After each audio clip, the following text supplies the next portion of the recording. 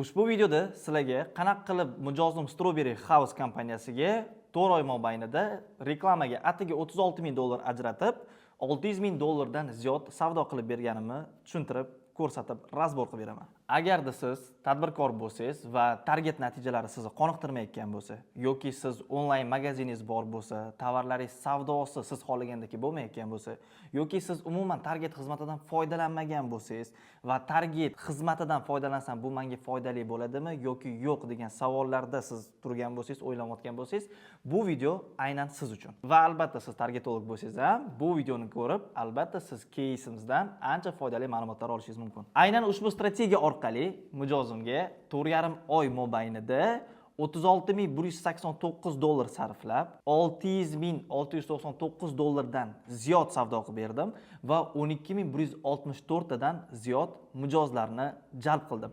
Va aynan mana shu strategiyani men sizga bu videoda tushuntirib beraman. Bu video orqali misol uchun loyihamiz podarka ulashadigan proyekt, podarka beriladigan, emotsiyalar sovg'a qilinadigan, gul sotadigan, onlayn magazinlar, shirinliklar sotadigan proyektlarga qanaqa qilib bunaqa katta hajmda natijalar olib kelish, katta hajmda savdolar olib kelish mumkinligini tushuntiraman.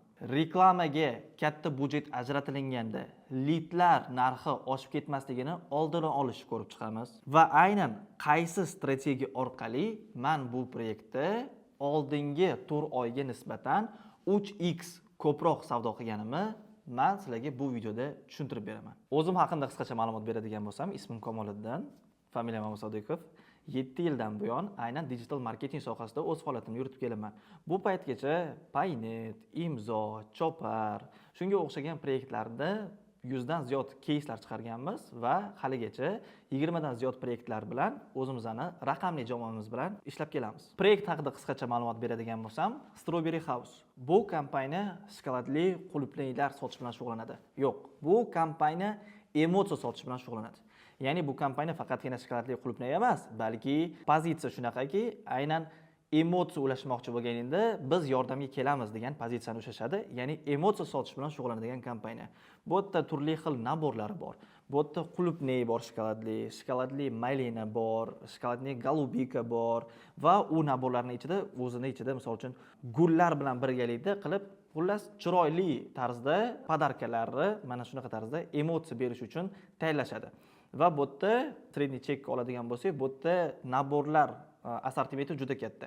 Chunki minimum 300-350 mingdan boshlanib 10 milliongacha bo'lgan naborlari mavjud. Avvalambor bu loyiha bizga qatdan kelib qolganini tushuntirib bersam. Bu loyiha bizga sarafanka orqali, ya'ni biz yaxshi xizmat ko'rsatib berib, ularni ishonchini oqlagan proyektlarimiz mana shu Strawberry House biznes egasiga bizlarni tavsiya berganlar. Bu bizda Living proyekti и Unico proyektlari. Aynan ana shu proyektlarda biz qilib bergan natijalarimizdan kelib chiqib, ana shu biznes egasi Mehriddin aka milliard klubida ham borlar. Aynan ana shu milliard klubidagi yonidagi sheriklardan bittasiga bizani tavsiya qilganlar. Aynan mana shunaqa menga natija qilib berishyapti, ishlab ko'rishing mumkin degan holda va aynan mana shu ketma-ketidan kelgan u proyekt bilan biz ko'rishgan holda takliflarni berib, biz nafaqat bu yerda targeting xizmatini taklif qilganmiz bularga, balki performance marketing xizmatini taklif qilganmiz. Ya'ni biz faqatgina target yoqib beramiz emas, balki aynan savdoda bizning qiziqishimiz bo'lgan holda savdo ta'sir qilishi uchun, savdoga ta'sir qiladigan ko'p etaplarga biz o'zimiz qatnashamiz. Adel продаж bilan aloqamizda ham, marketingda misol uchun aytaylik, content marketingda ham, kontekstli reklamasi bo'lsa ham, umumiy tarzda savdoga ta'sir qilishi mumkin bo'lgan ko'p etaplarga biz aralashgan holda umumiy savdoni oshirish uchun ishlashga kelishganmiz. Videoni mana shu joyigacha ko'rganingiz uchun sizga ajoyib taklifim bor. Sizni biznesingizni bepul diagnostika qilib beraman shaxsan o'zim.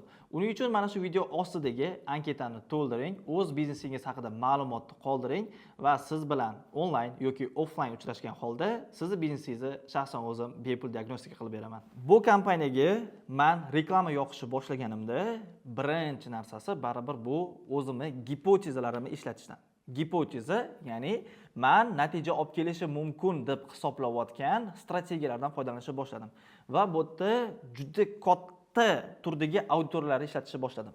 Ya'ni auditoriyaning hajmi katta emas, ya'ni auditoriyalar soni ko'p bo'ldi. Juda ko'p auditoriyalarni test qilishni boshladim, sovuq auditoriyalarni. Bu bo'lishi mumkin, misol uchun aytaylik, kofega qiziqadigan, bular bor podarkaga qiziqadigan, bular bor sayohatga qiziqadiganlar, bu bor misol uchun качество жизни, bu misol uchun aytaylik fitnessga qiziqadigan. Ya'ni turli xil segmentlarga ajratib olib, mana shu segmentlari, ya'ni o'sha gipotezalarimni ishlatishni boshlashdan boshladim. Birinchi bo'lib qilgan ishim.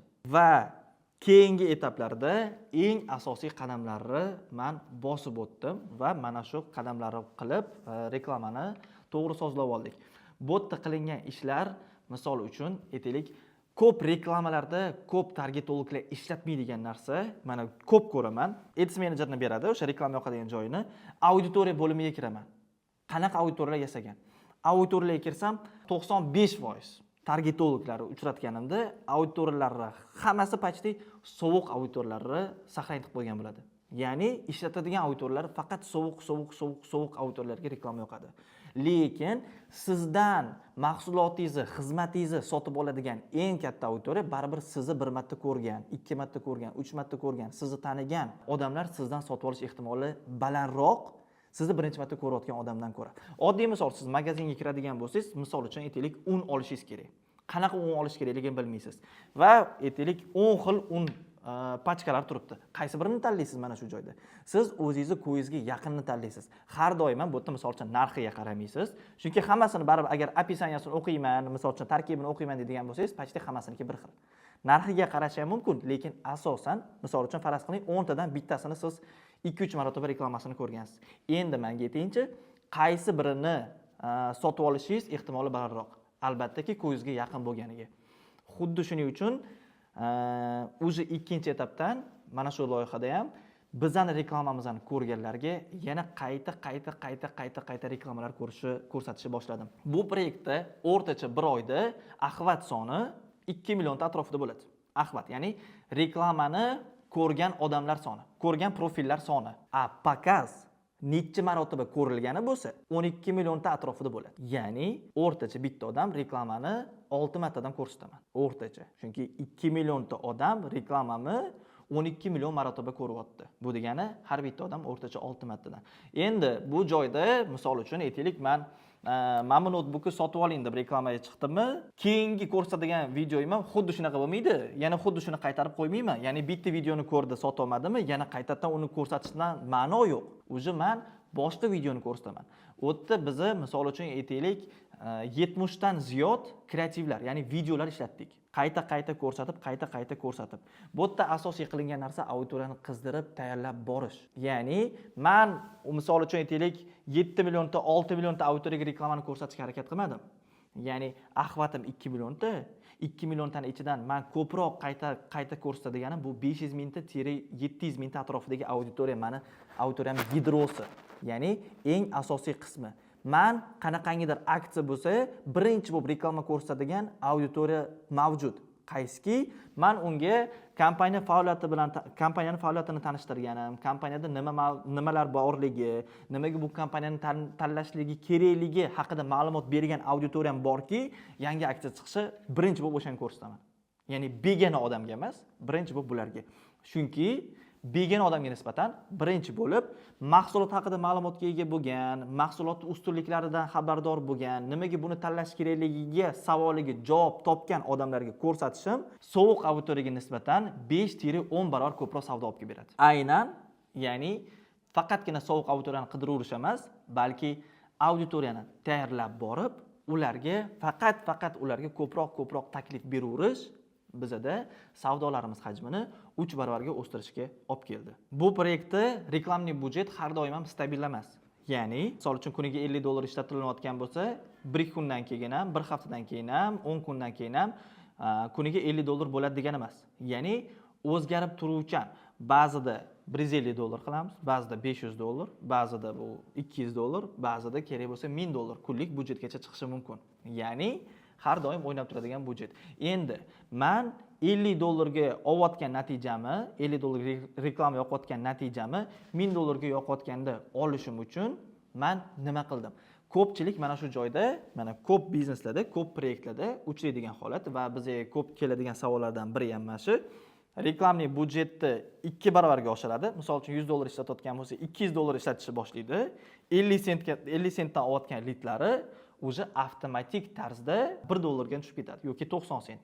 Ya'ni budjet oshirgandan keyin reklama natija narxi ham CPL deb qo'yamiz, cost per lead, ya'ni bitta natija narxi, aynan bitta natija narxi ham 2 barobarga oshib ketadi. Mana shu holatlardan qochish uchun men qilgan ishim aynan bu joyda razbivkaga qarashimiz kerak.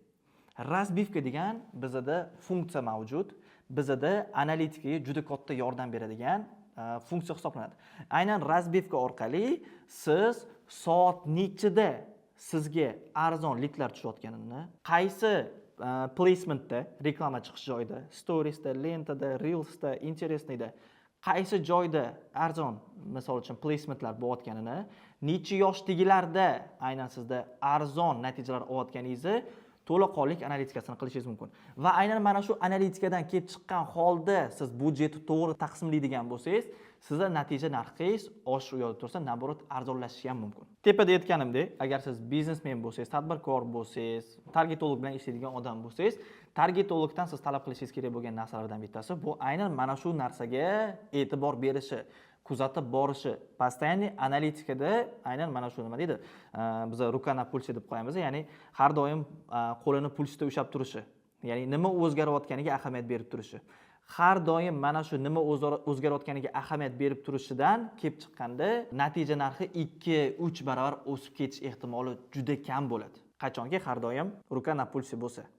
Ya'ni har doim puls tekshirib turilinsa, targetdagi puls tekshirib turilinsa, natija narxi bunaqa 2-3x o'sib ketish ehtimoli juda kamdan kam kuzatiladi. O'shaning uchun siz targetologdan talab qilishingiz kerak bo'lgan narsalardan biri ham aynan mana shu. Yana bir tadbirkorlar bilan, biznes egalari bilan targetologlar orasida bo'ladigan muammolardan biri bu lead sifati haqida tortishuvlar bo'lib turadi va targetolog bilan sotuv bo'limida, misol uchun aytaylik, muammolar bo'ladi, sotuv bo'limi leadlar sifatsiz desa, sizlar gaplasha olmayapsizlar, ya'ni bir-biriga tosh otishlar ko'p bo'ladi.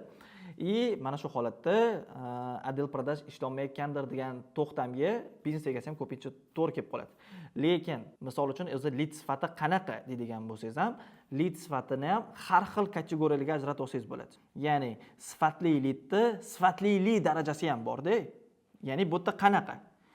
Biza misol uchun aytaylik, shartnoma qilayotganimizda har xil gaplashamiz buni. Misol uchun har xil kelishuvlar bo'ladi. Ba'zida misol uchun kelishadiganimizda telefonni oldimi, alo dedimi? Bo'ldi. Bu sifatli. Yo'q nomer emas. O'chov telefon emas. Okey. Bu bir. Eng pastdagi etapi. Keyingisi. Telefonni ko'tardi, siz qayerdan telefon qilayotganingizni bilyapti va o'sha joyga nomerni qoldirayotganini o'zi eslayapti. Ya'ni o'zi qiziqish bildirgan. Bu ikkinchi etap. Ya'ni siz telefon qildi, отдел продаж telefon qildi. Men shunaqa kompaniyadan telefon qoldirdim, mana degan savollarni beradi. Yoki ham narsalarga qiziquvdim deb to'g'ridan to'g'ri aytadi. Bu ikkinchi etap. Endi uchinchi etap mavjud. Ya'ni bu yerda платежеспособность, ya'ni uni xarid qilish uchun moliyaviy u bizga to'g'ri keladimi, yo'qmi? Bu eng tepada turadigan lead sifati hisoblanadi. Endi bunaqa darajada lead sifatiga erishish uchun men yana ozgincha qaytamiz boya gaplashgan narsalarimizga. Siz sovuq auditoriyaga reklama ko'rsattirsangiz, misol uchun targetologdan so'rasangiz, qanaqa auditoriyaga reklama yoqamiz? Mamlaqaga qiziqadigan, mamlaqa narsalarga qiziqadigan. Demak, sovuq, qiziqish bo'yicha auditoriyani qidiryapti. Ya'ni bizga nomerni qoldirgan, bizning saytimizga tashrif buyurgan, bizga SMS yozgan, bizning postlarimizga like bosgan, videolarimizning 25% ni ko'rgan, 3 sekundini ko'rgan minimum, 10 sekundini ko'rgan, 90% ni ko'rgan, 75% ni ko'rgan, itagdali. Bu o'zi boshqa etap. Ya'ni sizga bizning auditoriya, men hozir reklama yo'qotganlarim, mamlaqa videolarimizni ko'rganlar deyotgan bo'lsa, bu to'g'ri.